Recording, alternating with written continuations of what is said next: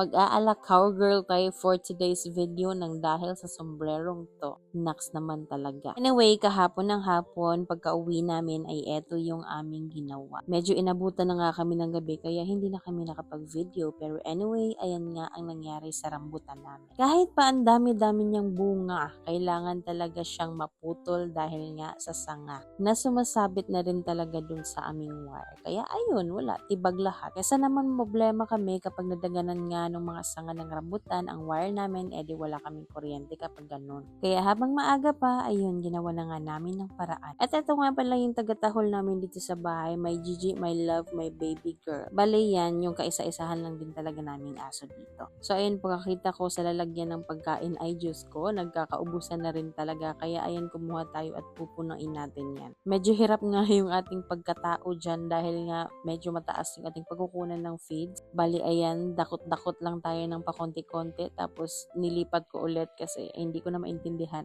Nga pala, napakaganda ng sombrero ko dyan, kaya kung interesado ka, i-check nyo yung black app namin, nandun yun. Yan yung palaging ginagamit ko kapag pumupunta sa mga baka, sa mga kambing, kapag nagbibilad sa araw, yan talaga. Kasi napakalaki nung round chart, talagang nag-promote ako dito, no? Pero anyway, yun nga, maganda yan siya. Bali ayan, sa mga magtatanong ulit kung kumusta na yung mga alaga naming manok, eto, magpapakain tayo. At nang makita nyo kung gaano na lang sila karami, di ba? Bali, bago nga kasi pala ako pumunta dun sa mga baka at kambing, kailangan talaga mapakain na muna yung mga manok. Kasi kung minsan, yung pagka-uwi ko, medyo madilim na, hindi na nga sila nakakakita. I mean, nakakakita sila kapag merong liwanag, pero kung wala, hindi rin. Kaya ayan, mainam na magpakain na muna. O, baka may maghanap na naman dyan ng ilaw. Actually, meron naman talaga silang ilaw. Pero mas maganda yung ganito, di ba? Yung mas maaga, makakain na sila para pagka-uwi ko mamaya, di wala na rin akong gagawin. I mean, tapos ka na sa lahat ng trabaho mo, di ba?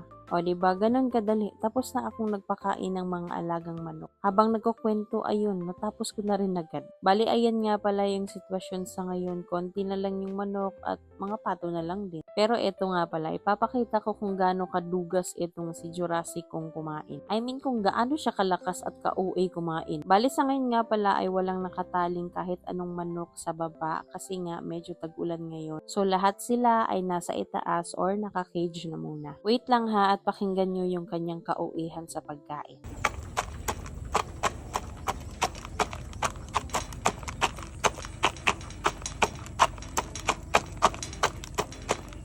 O, diba, talaga naman ding apaka-OA niya kung kumain. So, bali, ayun lang muna yung ating kwento for today at pupunta pa nga ako sa mga baka at kambing namin. Hanggang dito na lang muna. Maraming salamat sa panonood. Hanggang sa muli. Bye!